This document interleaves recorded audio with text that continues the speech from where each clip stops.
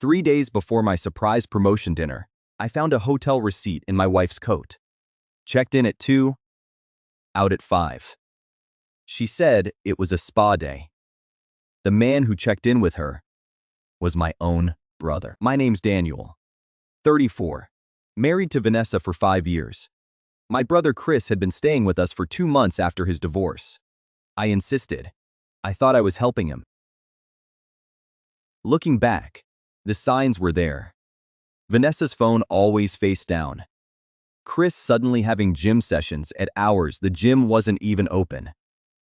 I just wasn't looking for betrayal from my own family. The receipt cracked it open. I checked her location history. Same hotel. Same afternoon, Chris said. He was helping a friend move.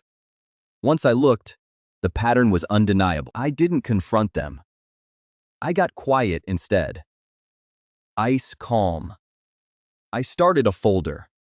Screenshots, credit card alerts, hotel emails. By the end of the week, I had 6 weeks of pattern, not just suspicion. I brought in one person, my friend Marcus, a lawyer. He helped me understand something I'd forgotten.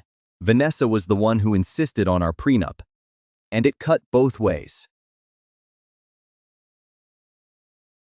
Buried in that prenup was a clause. Whoever committed adultery forfeited claim to the house and joint accounts. She wrote it thinking it would never apply to her for performance and played along. For 3 more weeks, I played along. I let Vanessa and Chris plan my promotion dinner together. I even let Chris volunteer to give the toast.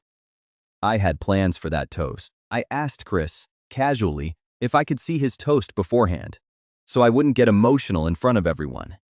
He sent it over, proud of every line. It was full of coded jokes only 3 of us would understand. I had it printed, word for word. 40 copies. One for every guest at that dinner. The night came.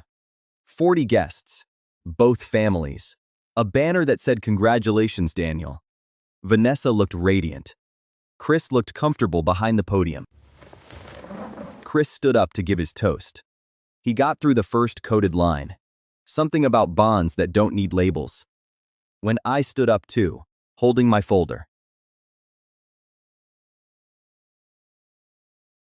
Before you finish, I said, I want everyone to have a copy of your speech, word for word. I think a few people will read between the lines faster than I did.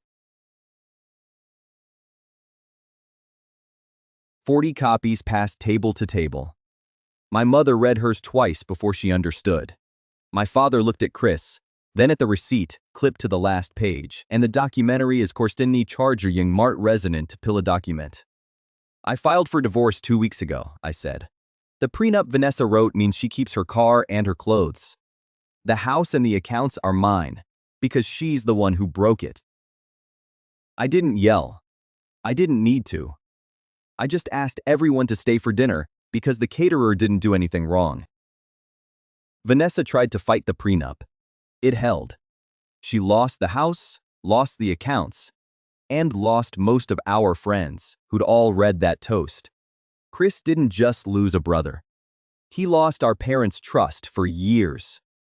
He moved 4 states away not long after. I kept the house. I sold it 8 months later and used the money to start over completely. Clean, calm, on my own terms. Some people think revenge has to be loud. Mine was 40 printed copies and a room full of witnesses. What would you have done?